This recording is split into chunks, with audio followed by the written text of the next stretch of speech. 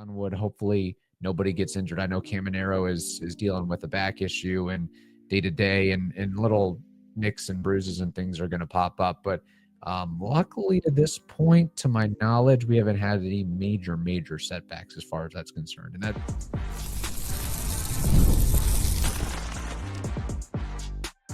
You are Locked On Rays, your daily Tampa Bay Rays podcast. Part of the Locked On Podcast Network, your team every day. Welcome into Locked On Rays, your daily podcast covering everything Tampa Bay Rays, from game analysis to player interviews. We've got you covered with all the latest news and insights. My name is Kevin Weiss. I'm Ulises Sambrano, bringing you expert analysis and passionate discussions about our beloved Rays. Whether you're a diehard fan who vividly remembers Longo's Game 1 6-2 just like us, or you remember the early Devil Ray days of Wade Boggs or Carl Crawford, we are here to break down every play, every trade, and every milestone. In fact, this will be our 7th season covering the Rays daily. And it is spring training time, so that gives you an excuse to grab your favorite Rays gear, settle in, and subscribe to our Locked On Rays YouTube channel and other podcast platforms. You can also find us on X and Instagram at Locked On Rays. This episode is brought to you by FanDuel. Right now, new FanDuel customers can get $150 in bonus bets if your first $5 bet wins. Download the app or head to FanDuel.com to get started. Look at intern McGee putting extra time and just giving us some new vibes on the YouTubes. Subscribe now graphics, very classy, very fresh. I love it. I was not expecting the Evan Longoria throwing out the first pitch. That was a nice touch and a nice nod, of course. Well, it was sometimes when you give intern McGee a couple Snickers, they go a long way. Hall of Very Good, Evan Longoria. Unfortunately, easy. What? Yeah, well, that's a discussion for another day. We will get into Rays talk, but we do want to shout out the fact that Ulises, myself, and our buddy Anthony went to a spring training game, not a Rays game, but the Lakeland Tigers, or I guess the Detroit Tigers, facing the Baltimore Orioles in Lakeland, thanks to a special invitation by our buddy Brandon, who is the PA announcer of the Tigers. And if I may say so myself, he did a wonderful, marvelous job. I wasn't even concerned really what was happening on the field. I was just listening to his wonderful booming voice throughout the stadium. So that was a very neat experience to be like, hey, we know that guy who is making the sounds in the stadium that everybody hears. It's pretty surreal, if I may say so myself. Yeah, it was a friendly, familiar voice, and he did a fantastic job, and got a little bit of a tour, so that was awesome by him. I really appreciate the extra punchiness of that Friday night. Yes. I want to get your take, because you have not gone to a spring training game so far this year, correct? That was my first one, yeah. Okay. We did see the ABS system in action. Any thoughts, viewpoints on the workability and feasibility of that in the game, and whether you think, did your opinion change on it's definitely going to be implemented in MLB, or it needs a couple more years to work out the kinks? I think it needs a couple more years to work out the kinks. I think we saw it 4 times, and 3 times it was really smooth. The 4th time, there was a bit of a lag. But overall, I think it kept people entertained. It kept people engaged in the play more than they would so if it had just been called a ball and some dude drinking a Bud Light goes, "Hey, what are you doing, Blue?" Now you can check it. Now you can say, "What are you doing, Blue?" And no, Blue was right or Blue was dead wrong. Blue was dead wrong sometimes. No, but it was cool. It was good to see that. I do think that you shouldn't implement something right now in MLB that has still some kinks to work out. But I think it's a great idea.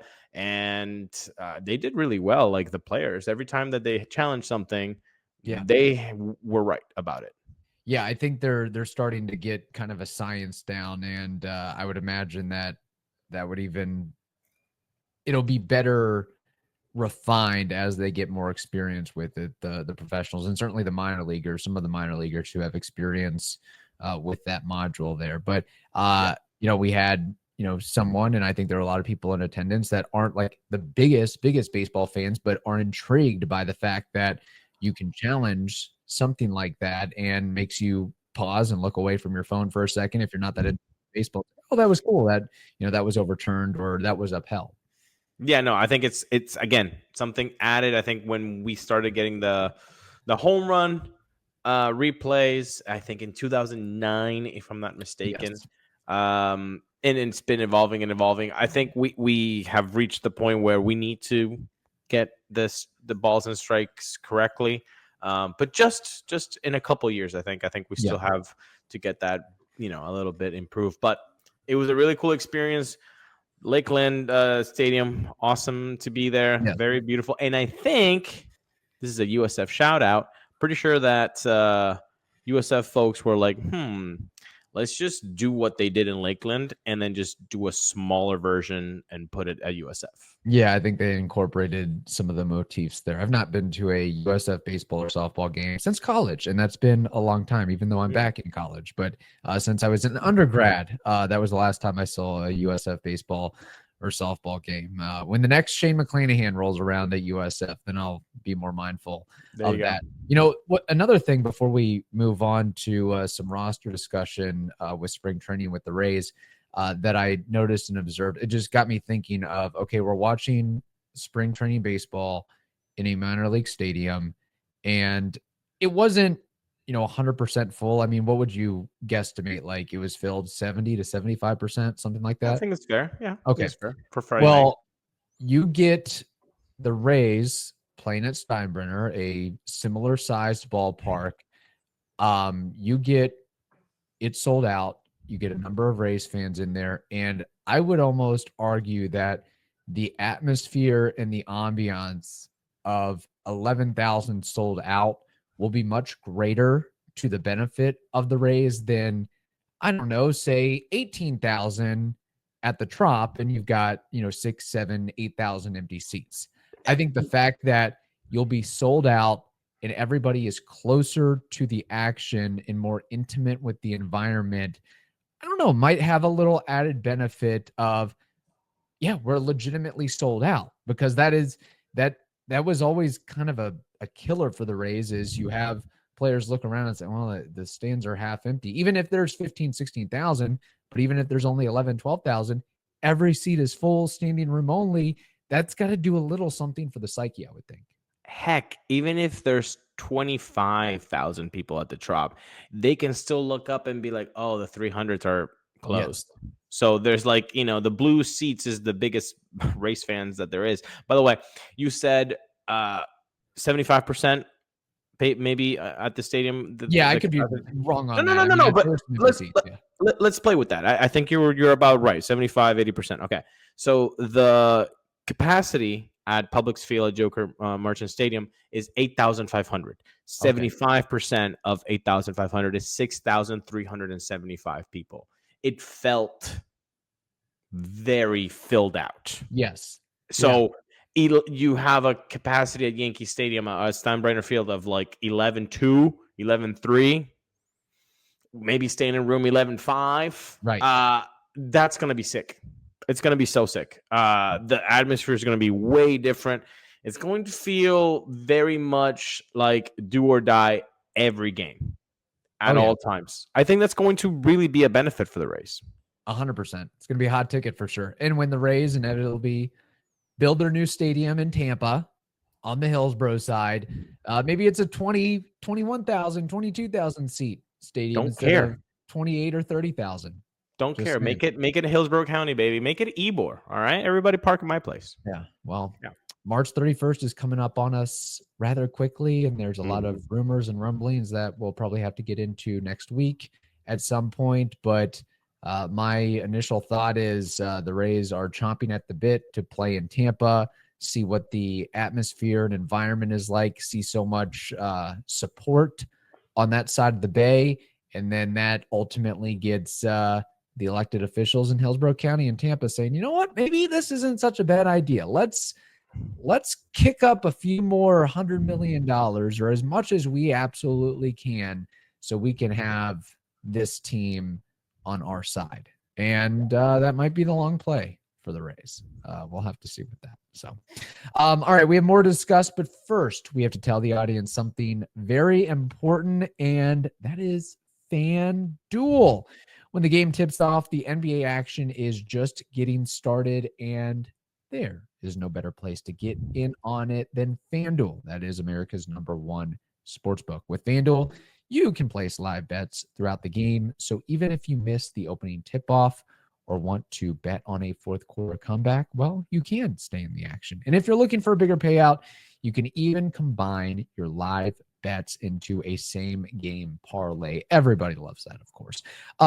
So right now, please remember that new FanDuel customers can get $150 in bonus bets if your first $5 bet wins. Just visit FanDuel.com to join today. That's FanDuel.com for your shot at $150 in bonus bets. Make every moment more with FanDuel, the official sports betting partner of the NBA. We might not have our buddy Evan Closky on this episode as we're recording at 10:32 at night on a Friday evening. Yes. We're here because we love the game, people. All right. But that doesn't mean he can't be with us in some sort of way. Okay. So Evan Closky is on this episode, people. Yes. All right. Just in a little different way. He's put out a little bit of a good tweet, like he always does, at eClosky WTSP. And if you're on YouTube, you're going to be able to play with us here. He says on March 6th, this is what my Tampa Bay Rays opening day roster looks like. What are your thoughts? Kevin, hit me with the 26 names he's putting on there. All right, let's start with the pitchers. We have Shane McClanahan, Drew Rasmussen, Taj Bradley, Ryan Pepio, Zach Littell, Shane Baz, Pete Fairbanks, Edwin Uceta, Mason Montgomery, Manuel Rodriguez, Kevin Kelly, Garrett Clevenger, and Alex Fido. Oh, by the way, let's stop there. Let's do pitchers and then hitters. I'm sorry about that. Very organic. Again, 10:34 now, people. First impression of the pitchers for me is, hello, 6 starters. So in Evan Closky's mind, Zach Littell, either Mr. Swingman, go to the bullpen, or, hey, Drew Rasmussen, hey, Shane McClanahan, it's okay if you give me 4 innings. Zach Littell can take the rest. Yes, because I'm assuming that, part of this exercise, I guess Evan's not including any forthcoming trades or anything like that, because that was one of the initial thoughts was, well, if everybody is healthy out of camp, then maybe you try to ship Zach Littell for something. But you're always going to need a backup starter and a backup starter and a backup starter. You're going to need more than 5 arms, more than 6 arms, more like 8, 9, 10 arms. So I think that they are going to try to mold Zach Littell, if he stays on the roster, into a swingman or a fill-in spot. Basically, they're just going to say, in my opinion, you're going to pitch where we tell you and when we tell you to pitch. And that's just how it's going to be. You're still getting paid the same amount of money, whether you're a starter, whether you're a long reliever or a swingman, spot starter, whatever it is. You're our backup guy that we can rely upon if, one of these guys needs a breather or there's a rain delay or something like that. One thing that stood out to me was the fact that Hunter Biggie wasn't on the list of pitchers. And I think Evan's idea is he swapped Fido for Hunter Biggie because Biggie has options. I guess that's part of it. But Biggie impressed me so much last year. I feel like it would be hard to stick him at AAA, but in another realm or sense of it, I think, man, you got some pitching depth that you can work with if you have to send Hunter Biggie and others down to AAA. They've already started to make their initial cuts where we're seeing Joe Rock and Ian Seymour and guys like that are already being optioned to minor camp. Yeah. No, that was the second thing for sure is Hunter Biggie, where are you? And I think it lies with the option play, the option game that you can play with him. Because I look up and down. Obviously, Fairbanks is a lock, and then after that, I'm sorry, Kevin Kelly just deserves to be a lock. I know that even last year he had a tremendous 2023, and the Rays inexplicably said, "No, you're going to start in AAA." Now, again, you could have said the same thing. Well, he's got options, but like after the 2023 season that he had, I think he earned it, and they started him at AAA. Can the same be said about Hunter Biggie? He deserves it to be in the opening day roster, but they're going to be doing him a Kevin Kelly. Maybe, Right. maybe I think that's what's happening, because who do you take out of there? You're not taking Fairbanks out. You're not taking Uceta. You're not taking Mason Montgomery. You're not taking Manuel Rodriguez out. You're not obviously taking Kevin Kelly out. So it's really Clevenger or Fado, and Clevenger's a lefty. Yeah. Not like Biggie's a righty. So it's Fado, and the option game I think reigns supreme, unless it's kind of like the whole Curtis Meade, Eloy Jimenez. Correct. Look, we like Curtis. We like Biggie more than Eloy, more than Faedo. But maybe for the first month, let's see what happens here. If it works out, fantastic. It worked out. If it didn't, guess what? We have somebody in AAA that can take their place that we like more. Right. Exactly. So now getting to the hitters, Closky predicts Ben Rortvedt, Jonathan Aranda, Jose Caballero, Junior Caminero, Yandy Diaz, Brandon Lau, Curtis Meade, Chris Morel, Richie Palacios, Danny Jansen, Johnny DeLuca, Josh Lowe, and Taylor Walls. First, I am going to get on him either the next time he's on or on a little text group, because I do not subscribe to this order whatsoever. Evan, what happened here, bud? Like you wanted him to do alphabetical order or by prestige and experience? Pick a lane, Evan, either alphabetically or by position. 2 catchers, first, second, third. Well, what happened here? So I got to get on Evan for a little bit on that. The order. Ben Rortvedt has knocked it out of the park and earned that first roster spot. Who knows? Yeah, exactly. So I'm gonna get him on that a little bit. I think this has no holes. The big question was, will it be Meade or will it be Eloy? And what, friend of the program, Curtis Meade, is doing, he's making it incredibly difficult for the Rays to say, no, we want the veteran presence. Like, nah, fam. Like what he's doing right now, I want to see this in April. Mm-hmm. A guy can catch fire for a couple months. Maybe this is month number 1 that he's on fire. Maybe he's only on fire for 2 months. Well, let him go in April. Yeah. Do not waste these bullets in AAA. No, I get that. I just think it'd be so cool to see what Eloy could do in a Rays uniform, and maybe it flops and fails miserably. I mean, it wouldn't be the first time that the Rays have, added or signed or traded for somebody of past prestige that, lays an egg completely and they're okay, well, we got to release you, or we got to trade you or DFA you. But I would like to see that, but you can't argue with what Curtis Meade is doing right now. He is literally lighting the world on fire, and he is the talk of the town and the talk of baseball because of his spring training performance thus far. And he's definitely played his way into a spot. Now, something that has me interested in is, well, you have, not saying this is going to happen, but do you see any possibility throughout the year of the Rays having 14 pitchers and 12 position players? The reason I say that is because we mentioned Hunter Biggie,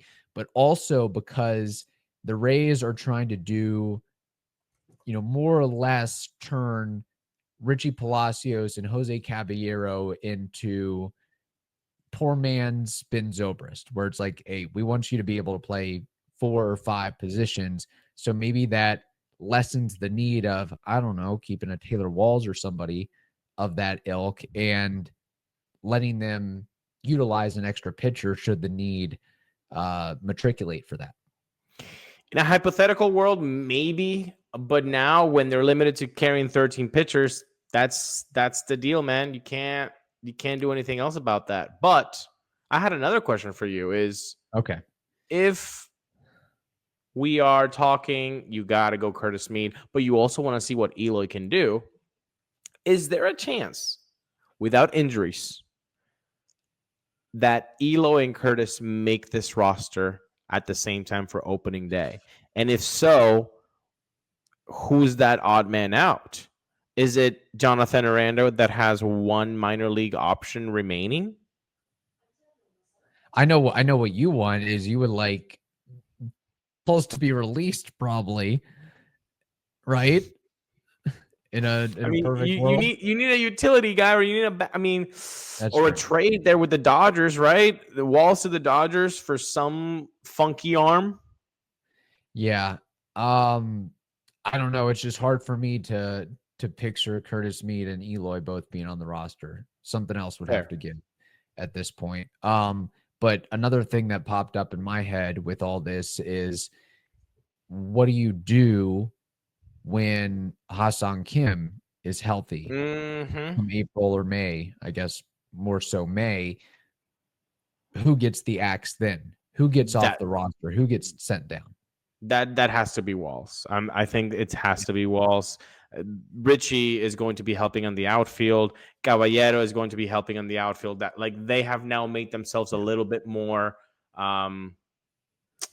usable, a little bit more versatile than Taylor. And again, Taylor's strengths would be fantastic at a team that does not care about offense because they have plenty. Again, AKA Dodgers, something like that, where you don't care. You just need a specialist because you have dogs 1 through 9 in the lineup. I think that would be that would be a great place for him.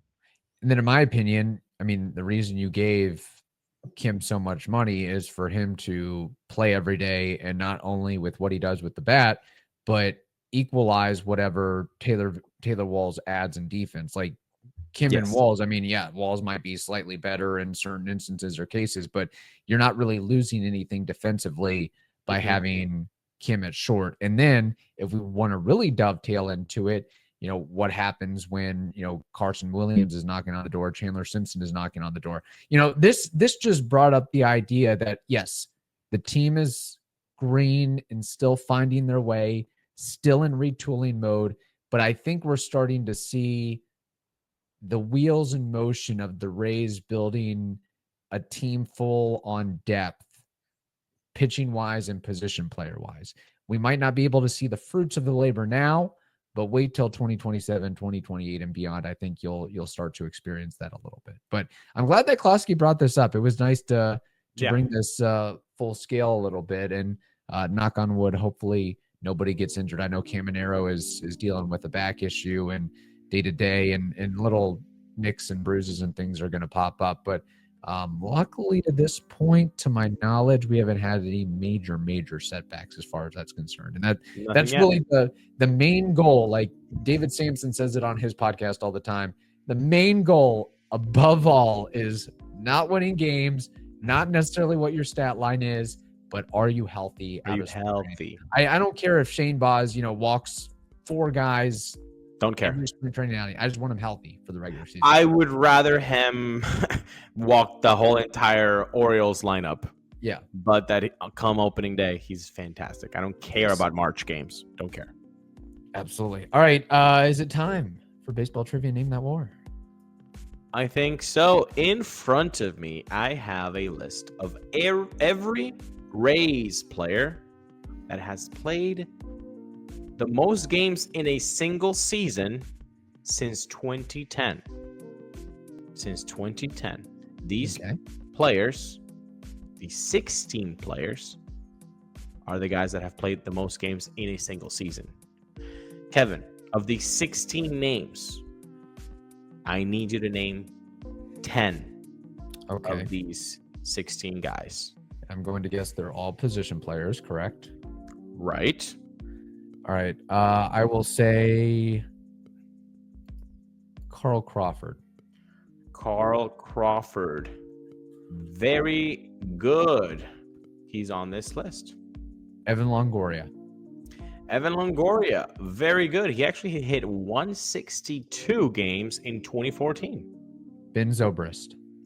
Ben Zobrist is correct. He did 157 games in back-to-back years, 2012 and 2013. Carlos Pena. Carlos Pena is correct. He did 160 games in 2012. I was gonna say Jason Bartlett, but I'll hold on that one for now. Well, I can't go with any catchers. I don't think I can go with Kevin Kiermaier. Brandon Lau, no. Yandy Diaz, no. I'm trying to think. Logan Forsythe? Logan Forsythe, dark horse, is correct. Very good. Logan Forsythe did it in 2015. He had 153 games. Thank you. BJ Upton? BJ Upton is correct. Very nicely done. In 2010, he had 154 games. Okay. 4, 5, 6. You're doing great. You've got 6 out of 10 names. I don't know why I want to say Bartlett. Fine, I'll say Jason Bartlett. You said Jason Bartlett, and I say that Straquan. Oh, man. No Bartlett. No Bartlett. I'm trying to think of some other guys who were all-stars. Well, I don't know if this guy was an all-star, but I'll say it. I suppose Logan Morrison. He said Logan Morrison, and he would be correct as he played 149 games in 2017. Steven Souza. Steven Souza, he said. He didn't say even the junior, so strike 2. Okay. Tommy Pham. Oh, we're gonna have to take that. Yes, but Jason Bartlett was not on this list. That's all right. But you mentioned a couple names, and they're gonna be really upset at you. Randy Rosarena. Oh, okay. That was silly. Come on. Brandon Lau. He did it. People forget. 2021, 39 jacks. That takes a long season to do that. Willie Adames, Corey Dickerson, Brad Miller. People forget. Kevin Kiermaier actually did it in 2015. His platinum glove year, he played 151 games, which is pretty impressive. James Loney, Yunel Escobar, Johnny Damon round up that list. Holy cow. That was a great question. I sold Kiermaier and Lau and some others short. I just totally ignored some others, which I shouldn't have. But man, oh man, good question there. Now my question on Name That War, where we take a player from the past and try to guess their career baseball reference war, is because we did see the Tigers in action this evening. I figured I would pick out a player who played for that organization, and his name is Ian Kinsler. Oof. Good one.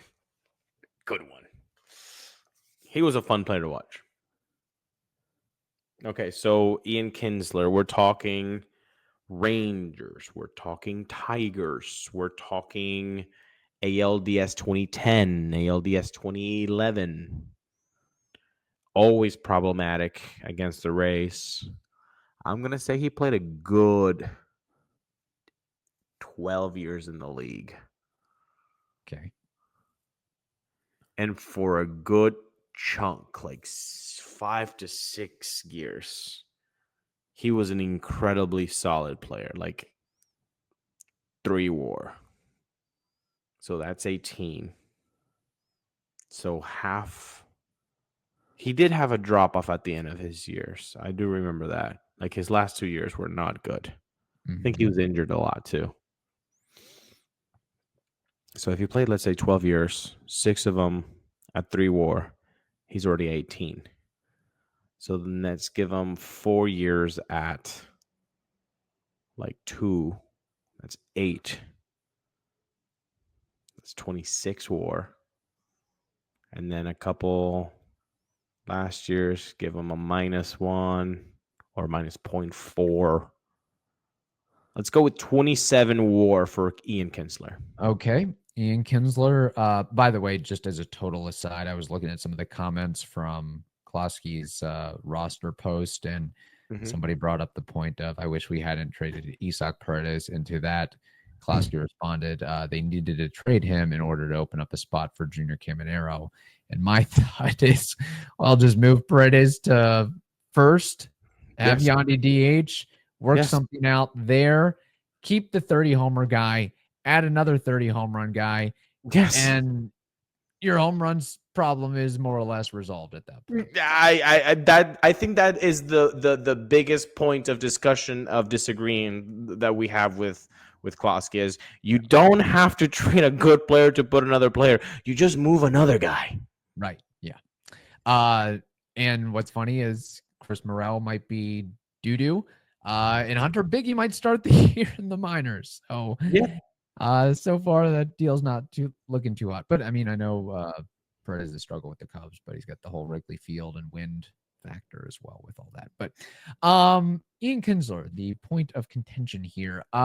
He was a 2-time Gold Glover, a 4-time All-Star, a 2018 World Series champion, a 2-time 30-30 player in 2011 with the Rangers and 2009 with the Rangers. He played with the Tigers for about 4 seasons when he started to slide down a little bit he had a couple really good years with the Tigers, and then his last year kind of you saw the writing on the wall once you hit 35, 36. But Kinsler, second baseman, of course, 1,999 hits, 257 homers, 269 career batting average, 777 career OPS, 107 career OPS plus. Thought it'd be higher, actually. In addition to his 257 home runs, he had 243 stolen bases across his 14-year career, spread across the Rangers, the Tigers,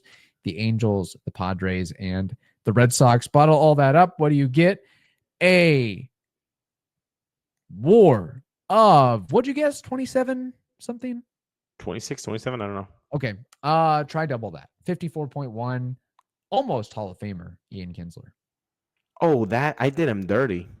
Yeah, did him very dirty. That might be one of the biggest discrepancies we've had in the Name That War game. Oh, no, we've had way more. Nah, with guys Well, that I've done. I'll just say this. It's pretty bad. Wow. Twice as much. Yeah, you shortchanged. Holy crap. Ian Kinsler, I'm sorry, man. Yeah. Well, I would think with a guy that, had that mini WAR, that he would have been like an 8-time All-Star. And I think in that era when he played, if I recall, there were a lot of really solid second basemen that were putting up numbers. Yeah, I mean, that was the Brian Roberts era, right? Yeah, and Dustin Pedroia. I mean, those are just a couple names. I know there's a lot of others as well. But yeah, he got hurt maybe with like a rookie Altuve coming up. Yeah, there's some other considerations there. But anyway, good stuff. I hope you all enjoyed Late Night with us. Late Night with the Rays. There might be some of those this season. In the meantime, hope you all have a wonderful day. Stay safe, and we will talk to you next week.